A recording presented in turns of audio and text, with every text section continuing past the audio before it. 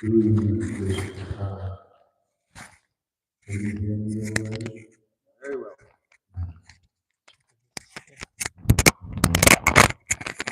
Are you from Bangalore? Starting knowing. So there's a Swami phase, the Prabhupada phase, and the Jagat Guru General phase.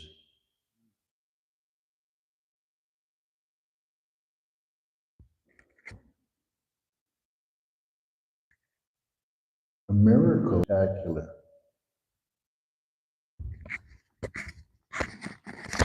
In Mayapur, in the Lotus building, there was only one building. I had so much time with Prabhupada, but it still wasn't enough. I guess I was addicted because I went to his room, outside his room, in the middle of the night, like a naughty child, chanting loudly, wanting more attention.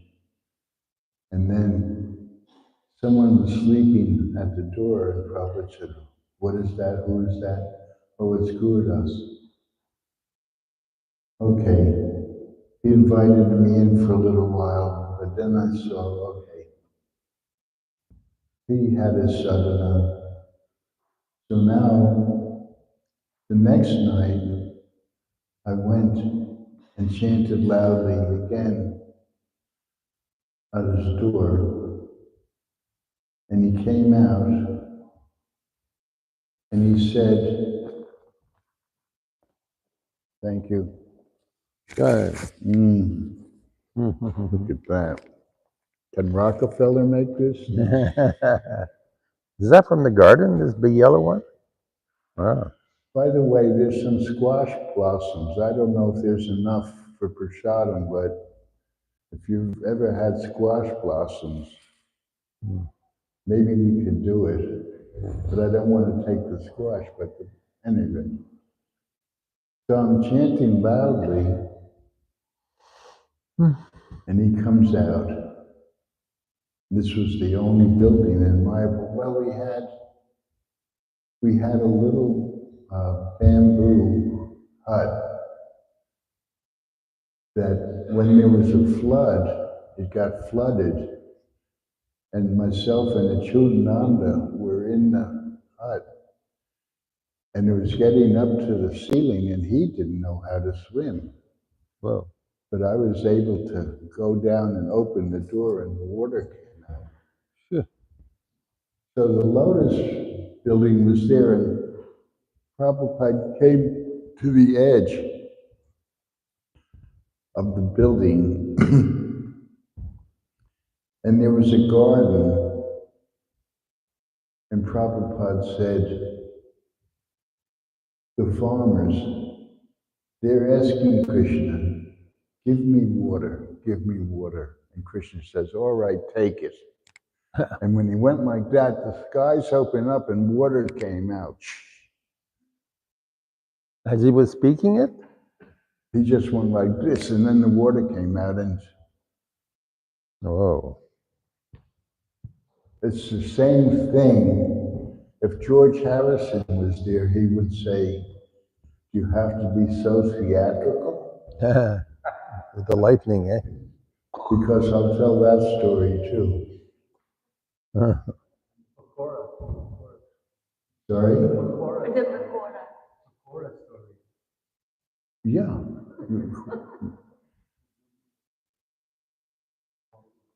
Recorded. Yes, I'm getting there.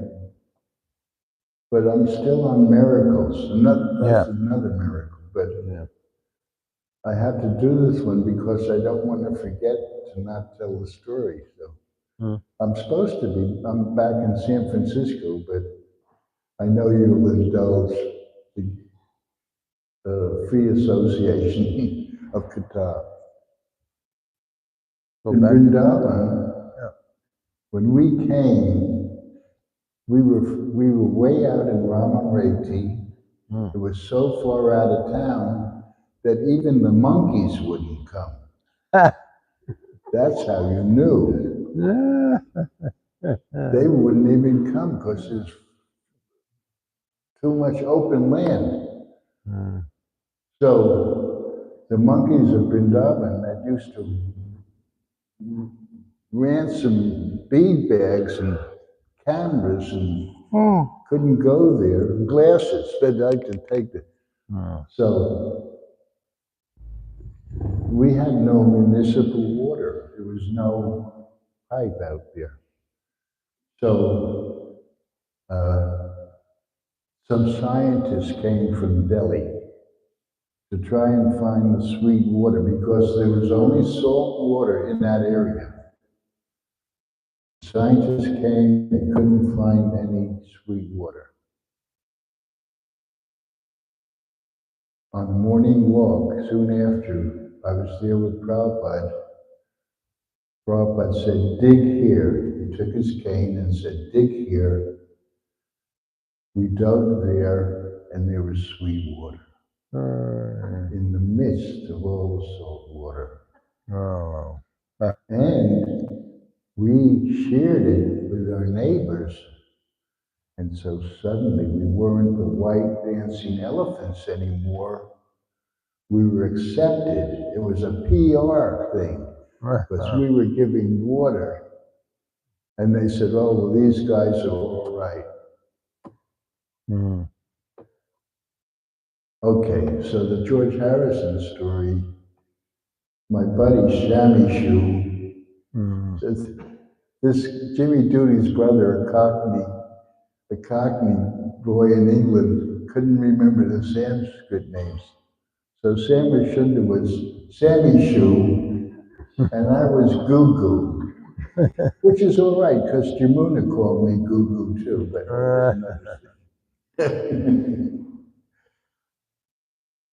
When I got a chance to see her right before she left the planet, we had closure. I didn't know what she was going to say. She comes out, she could be a bull, Taurus the bull. She says, hi, Goo, and I said, hi, Yumi, and it was a wonderful closure. So our whole methodology after we got to meet the Beatles was we're not going to take anything from them. Just give them something. And in fact, I had a conversation with John Lennon, with me, and he said, Gurudas, all my friends are wanting things from me that they're just wanting. I said, real friends, John, want to give to you, not take. And he said, like you, Gurudas, and tightening the chain. Yeah. It's time to break the chain. That's one of the conversations I had with him. Didn't you convince him to cut off most of his hair? Oh, yeah, that's right. Yeah, thank you. I knew there was another John Lennon story, but thank you. He says he bops into the Apple offices and Swami Devananda was in the lobby and he was like, how did he get in there, you know? And John says to me, Gurudas, I'm going to let my hair grow to give peace a chance. So I say to him, John, peace takes sacrifice. If you really mean it, cut your hair off like me. And the next week, I saw the pictures. He didn't cut it completely off, but he and Yoko had short hair. Yeah. So we wanted to just give, especially to George. He was so great. He did. I think, no, it was after this. After this incident, then George gave a marble slab for the Bowie Place Temple, Sri Sri Radharamaneswara Temple. And Mick Jagger gave us a T-bar to hold up the ceiling. Yeah. I stepped on Mick Jagger's feet coming out of the Apple Studios by mistake. But you can't always get what you want.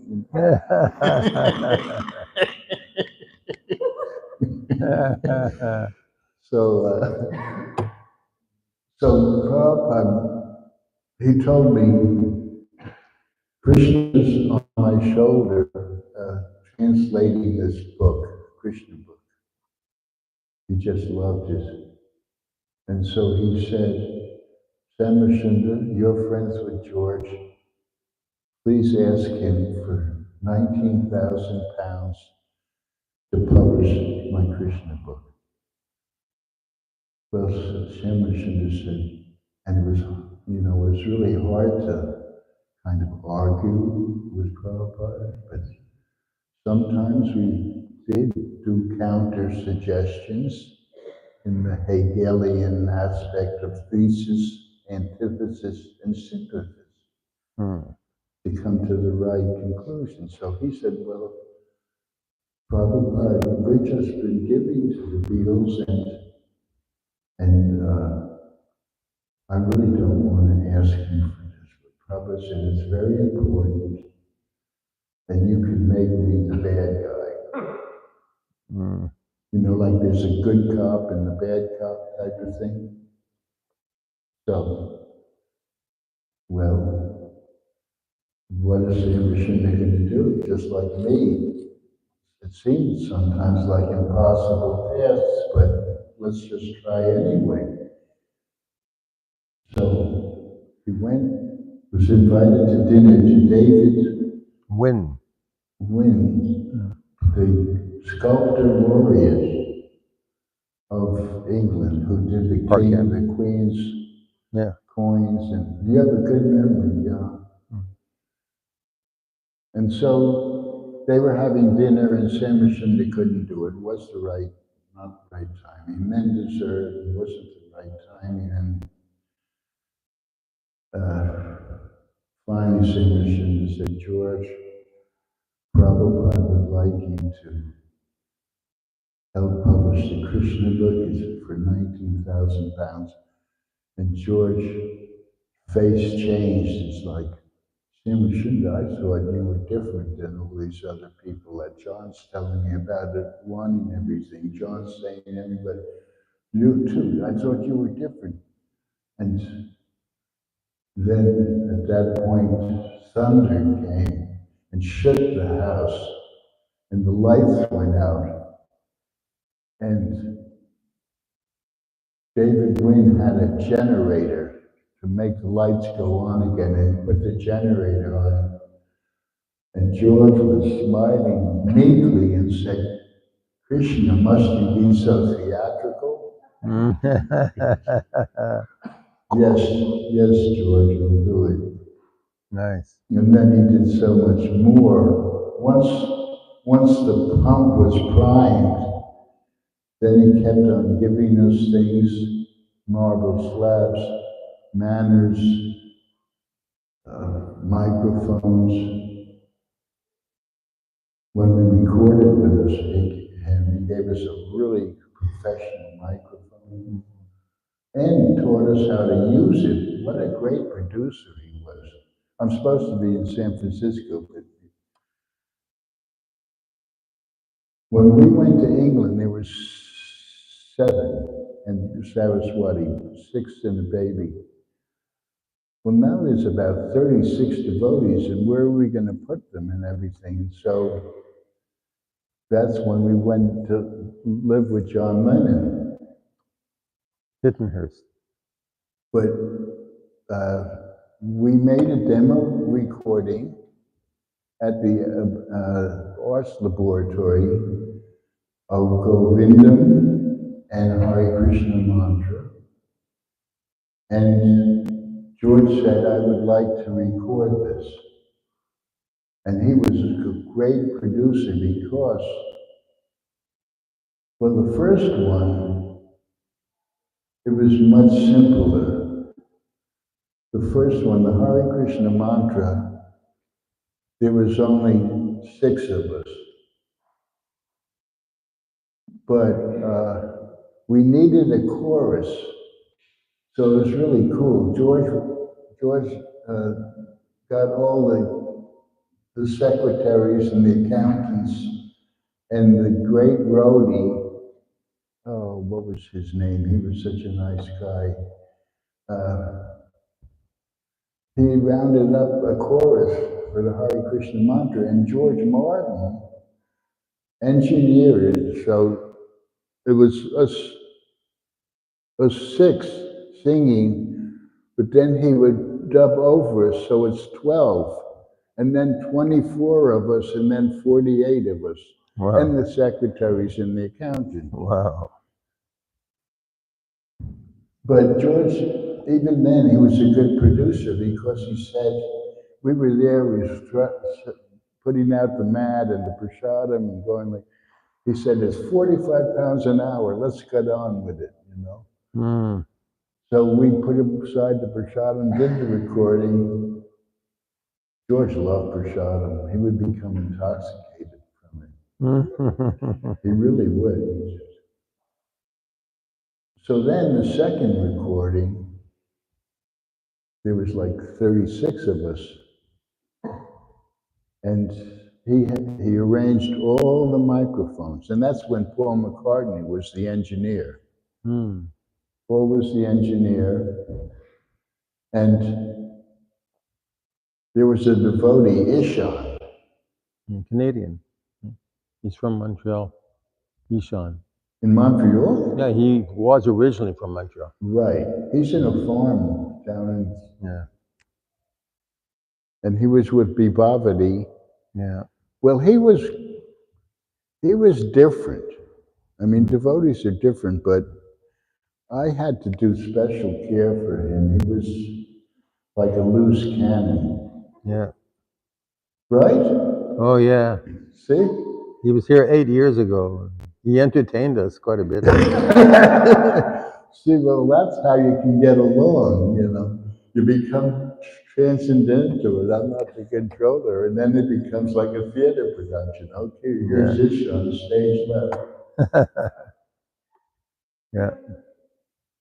He got us kicked out of the state, at any rate. So he was playing the trumpet. And so we'd be doing Venu Kanvam, and go, Whoa. and George put him in the loo, put him in the bathroom. He put him in the bathroom. So that was very successful. We play it every morning. Well, and we choreographed it. You notice that we don't come in first. Jamuna sings, and then we come in at a certain time, and we sustain the chorus, the singing, and Hari Vilas did ding ding ding on the oud, and I'm doing the kartal thing, chicka chicka chicka.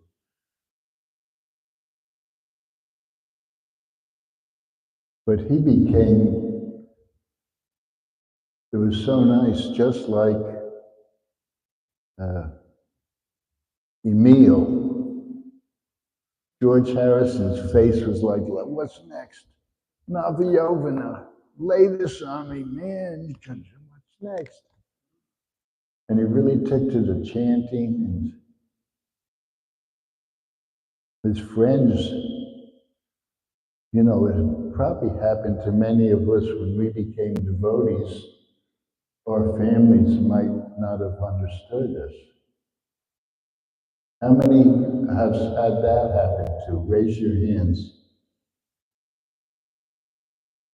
Okay. Yeah. Yeah. So his friends didn't encourage him. He was not Mr. Party Guy anymore. And his wife didn't know what to do because she was sweet. Patty was sweet, but Where's George? Well, he's with the devotees again. And more than her, he was hanging out with us. So she became disenchanted, pun intended. See, you got it. Last night they didn't get the pun intended. Yeah. Then she went over with Eric Clapton, his best friend. George was furious at first, and then he realized, well, maybe it's better. And they had tea the next day. Well, okay, let's have tea. The universal panacea for everything in England. Okay, let's have tea. Okay. The wars will stop. Let's have tea.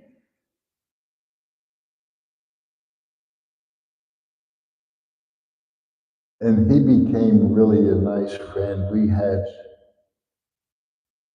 so many nice discussions about the reflection of the tree in the water and the analogy in the Bhagavad Gita.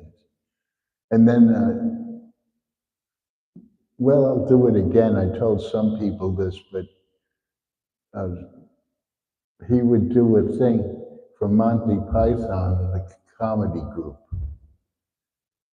I don't know if you know, everybody who knows it is, but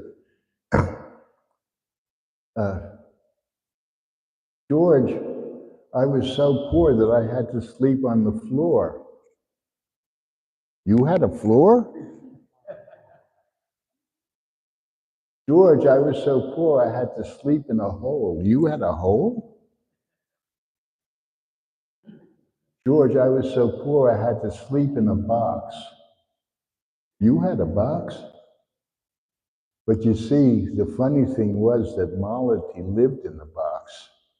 That Samashunda made out of a big refrigerator box, and he put windows in it. Because first we lived apart, and then we finally were able to get together in a warehouse of the underground newspaper, because Mukunda lived in Clapham. I lived in a bunch of places, but then we ended up in Brixton. I don't know if anybody knows what Brixton is, but it was all the reggae, black skin neighborhood. And they'd play music all night, and Jamuna hated it, and I liked it.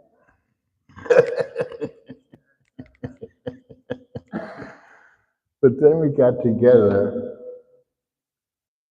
and because the newspaper was moving down the street, and they would give us this warehouse to stay in, Weatherton Street. I'm going to finish up the San Francisco part, but since I'm here, I'm going to do it like this. This is in England when we first started, the six of us and the baby. And it wasn't easy, like a lot of the places when we went in the beginning. But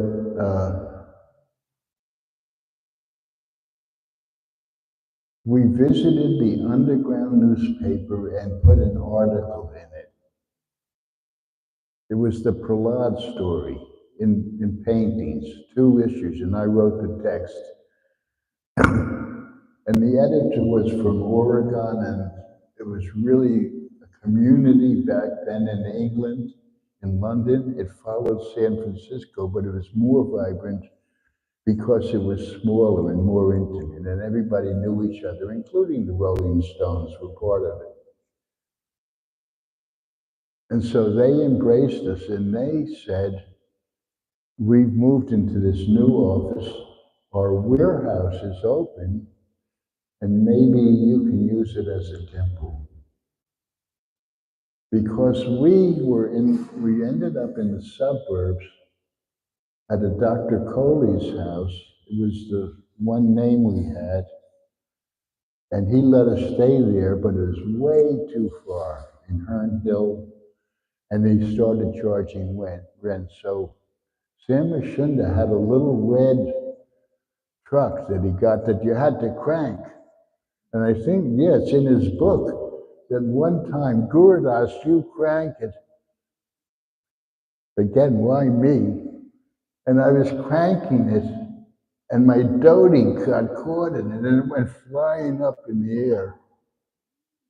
It's in his book. I'm on every other page practically. So we were riding into the city with his truck, but so they said the man who owns the building, maybe he'll let you stay there. And uh,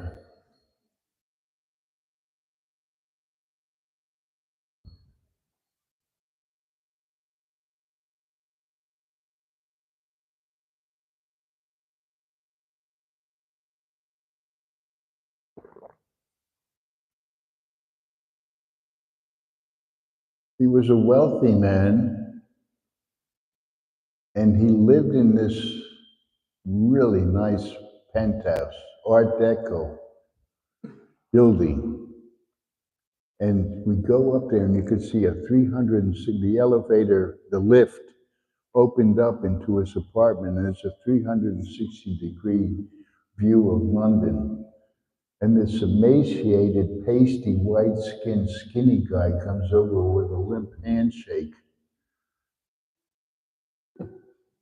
He looked like Oscar Wilde, but not so healthy. And Samashin and Mukunda says, Gurudas, you do the talking. Okay. Anyway, whatever I said, he gave us the building. On the top floor was the black Muslims and a dark room, which my friend, he became my friend from the International Times magazine, was using that dark room. I had a whole set of Castro and Che Guevara before they were even in the hills. Castro's wife needed some copy negs, and my friend Graham King said, would you do it? And I said, yes, but I kept it. Then some devotee threw it out. The whole set, it was worth lots of money. Before they were at the baseball game, before they had beards, and then up in the hills. Any rate, I have mentioned that I was in the civil rights movement based on Gandhi's peace, nonviolence. In the United States, I was beaten up and put in jail for my beliefs because of the injustice to people. And so I got to hear Malcolm X in live, and well, my main man, my best friend, was a warlord of a gang. When they had fights, he would decide what weapons and where to go and stuff. So when I was in Harlem, in the ghetto, nobody would mess with me. But we went to the Apollo Theater, and Malcolm X comes out and he says, the white man's the devil. And then I feel eyes boring into my back, and we're in the balcony, and I could see I was the only, like that poem this morning, the only white face. So Chicky says, well, you ain't white. And I said, well, you could say that, but nobody else knows me like you. And he was so convincing, I wanted to hit my own self upside the head, as they say, about the injustice. But then Nancy Wilson came out and soothed the crowd by singing, She Saved My Life, perhaps. But there was a branch in London now, and the guy's name was Michael X, and he was on the top floor. Well, he was all right, but it was really incompatible. There was babies around and his whole rhetoric, and on the top floor, and we're trying to build a temple, and there was a few brahmacharis on one floor, and then the Jamun and me, and then we had a temple room, and then Malati in the box. So he was on the top floor, and we had a meeting, and we said, it's really not so good that he's there. It was incompatible, because he was cooking meat too and stuff. So they said, Gurudas, you do the talking. Oh, okay. So I go there, hey brother, what's happening? Can you move? I said, well, this is a nice crib, but I said, we're going to be chanting at 3:30 every morning. That's how to get people to move. That's what I was saying we should do to the people when they had Anyway, I spoke his language, you'd find another crib, brother, this and that, and jive talk. Well, he did, he moved. But we remained friends. I got him out of jail. They planted stuff, and I said, Gurudas, I want you to photograph my place. And it was full of babies and toys, and it would have been impossible for them to find this unless they planted it. And we won the case because of the photographs. So Krishna consciousness is a great adventure. You never know who you're going to meet if you're out there doing it. I realized recently coming here, the more active I am for Krishna, the more blessings will come. I mean, this trip has been incredible, Prabhu. I got to go swimming. I met wonderful new friends. At any rate, so then we had this place, and there were 4 brahmacharis. Actually 5. One came out to Herne Hill, but Kulashekar, Tirthapada, and Digvijaya were the first 3. And then Jimmy Doody invented a light machine of oil and water mixing, and we showed the light thing at the arts laboratory as we did kirtan. So we would do kirtan 3 times a week, and this is where all the artists came and the outlaws. There was a woman, Christine Keeler, who brought down the British government because a minister, Profuna, was telling her state secrets, and she was hanging out there, and sometimes John and Yoko would come. So we were doing kirtan 3 times a week there, and we got to be known. Sorry? Yeah. It was really good. Now, that brought me to another great story.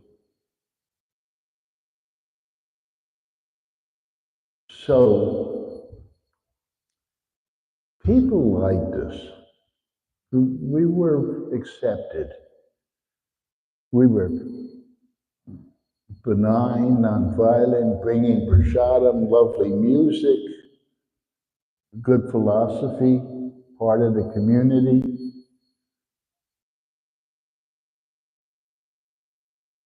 And I was doing photography. And so the 2 people who managed and started the arts lab And they continued it in Amsterdam, called Melkway. It's a multimedia arts center where people gather, and in Amsterdam it was even more evolved, but it was a tremendous meeting place. And so they liked us, and we were right around the corner. Um, and so the, Jim Haynes and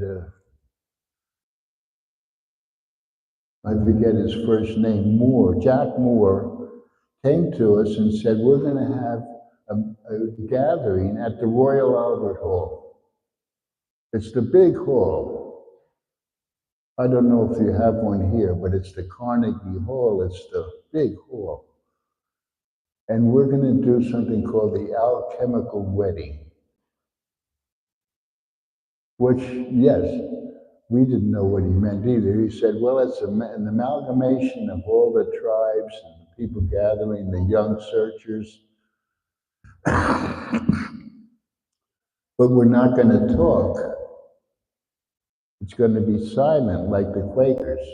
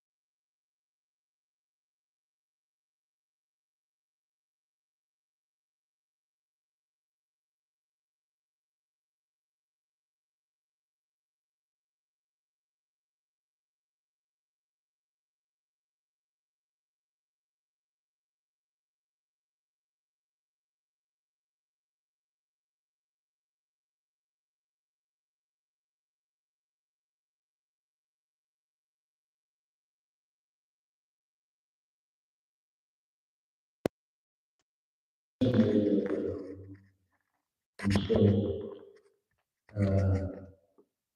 that was our cue. And so we kind of with the madanga, the cartels and the babies, and well, there was two rules that we broke. Well, three rules, but one rule was they didn't want anybody to say anything. So we broke the art laboratories rule, but we also broke the rules of Royal Albert Hall because they didn't allow photographing and the second rule, it was also, if anything, acoustic. But suddenly, when we did that, the place erupted. And like Lord Nrsinga, you're not supposed to step over the line, so we stepped on the line. We were on the line, whatever that was. The place erupted. Actually, a woman took off her clothes in ecstasy. And I'm photographing. Little did I know that I caught her in one of the photos. I learned that later. So then a blues band.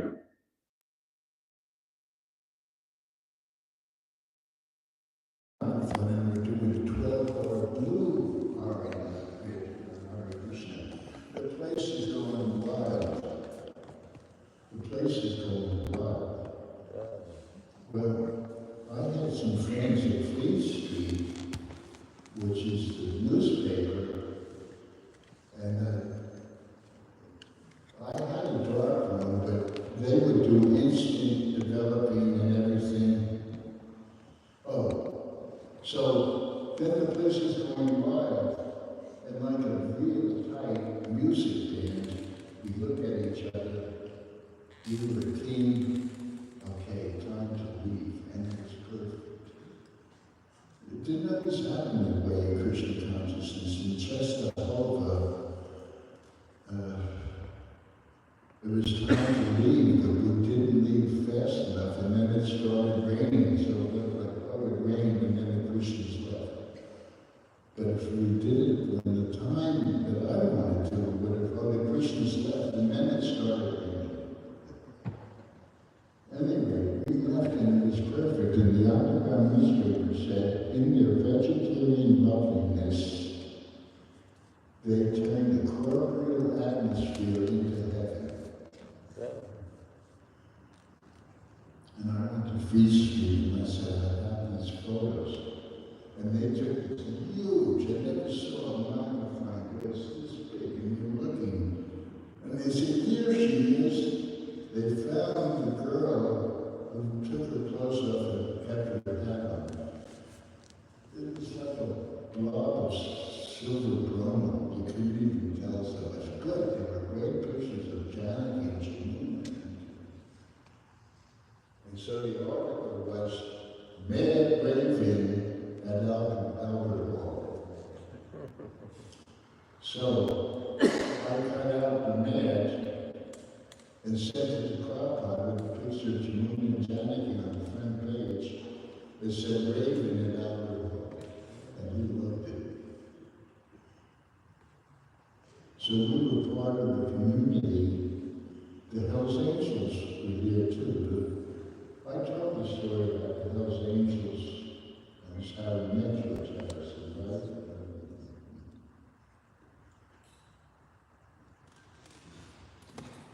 Does it, do you know who the Hells Angels? Yes, yesterday, day before yesterday, I think you had talked about, not completely, we didn't get into it. There's a motorcycle gang that were very tough. And they were neighbors of ours in San Francisco.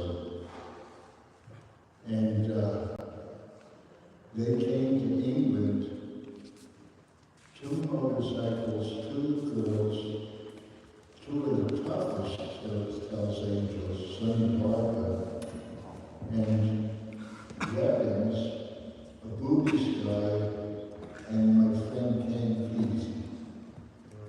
came in an entourage, and they came to us first in the warehouse. And so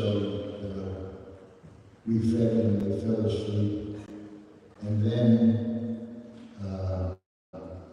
they were going to beat the Beatles up, and Sam Schindler was there, and George saw him, and the other Beatles didn't go in the room, and Sam Schindler went to Sam Schindler, we've been wanting to meet you, and then we arranged for him to come to our place.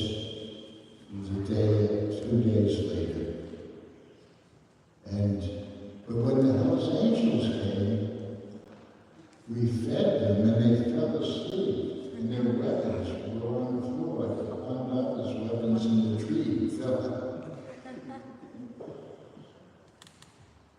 And Ken Kesey said, "What do you need a guru for?" And I said, "Well, if you go to a doctor, don't you want the doctor to be educated?" So the guru you need, the guru of any type is helping you in learning. And he turned to it just like George did. He ended up becoming a vegetarian. He moved to England, I'd go and cook for him. So Krishna's getting us to meet all these wonderful souls and these great inroads. Who would meet the Beatles unless you really believed in what you were doing? It wasn't just me, it was we.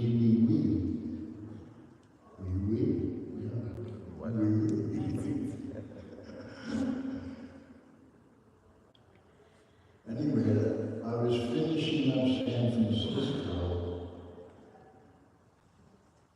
When we first came to San Francisco, we had never met such a kind.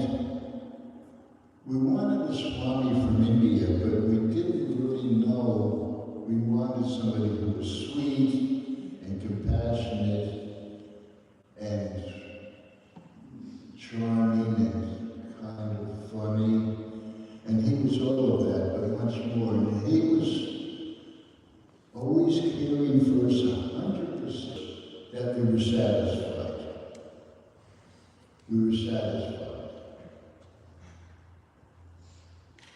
And he was so kind, he was peeling apples and giving us the basis of Krishna consciousness that right now we may take for granted. We have the Prabhus, we have the books, we have the altar, we have the instruments. There's none of that back in San Francisco. Swamiji sat on the altar playing a bongo drum. There was a totem pole to the right of the altar. But people were coming. People were coming to see. I got a deity. Here's my book. I'm going to show you.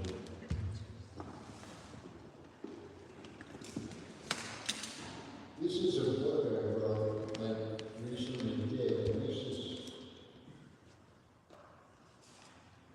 and so the pictures of the early days and the modern days are there. So there's a deity here.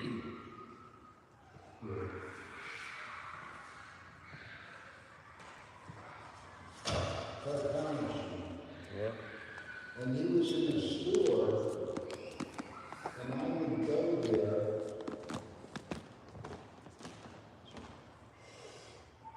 And say, "Can we have Krishna? Can we have Krishna?" But he was asking too much money, eh? He was asking a lot of money, eh? They wouldn't do it. But then one day he was out of the window and he was in the back, and I said, "Can we have Krishna?" And they said, "For $35. Now, when we started this movement, we had one Dodi and one Sari. No instruments, no anything, very little money. So I didn't have $35.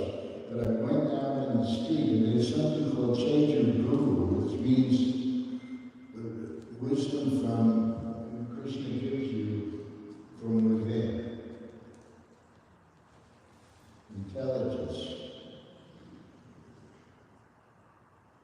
So I went out in the street and said,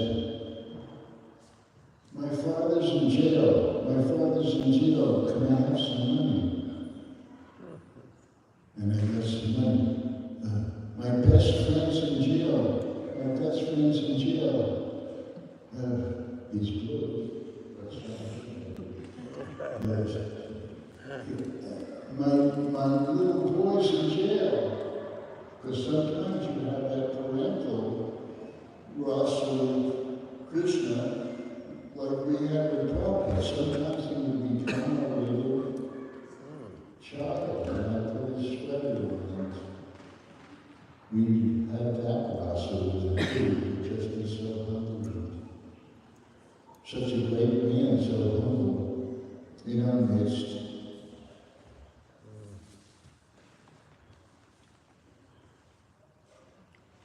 So, and he was always giving us. So this book is, I was the first photographer. So some of you have heard the story, but I have to catch the people up. So we didn't get to see the Swami in the beginning. It was like the classical Chila or disciple at the gate, waiting to see their guru. It's almost classic. And then maybe when you're ready, you get the audience with the guru.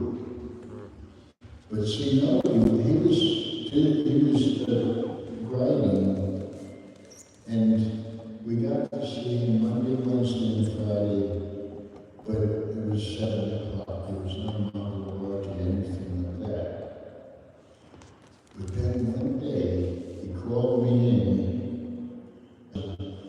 Is a bunch of gurus and saints that are passed down in a tradition. Just like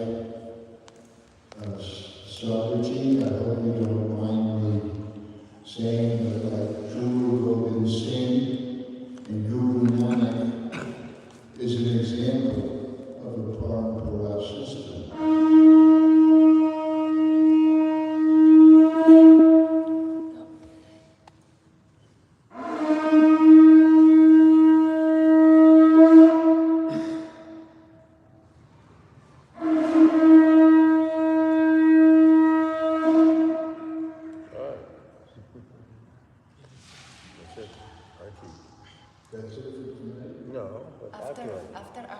After Artik, we have another 45 minutes. Okay? Sure. Hanging on, man.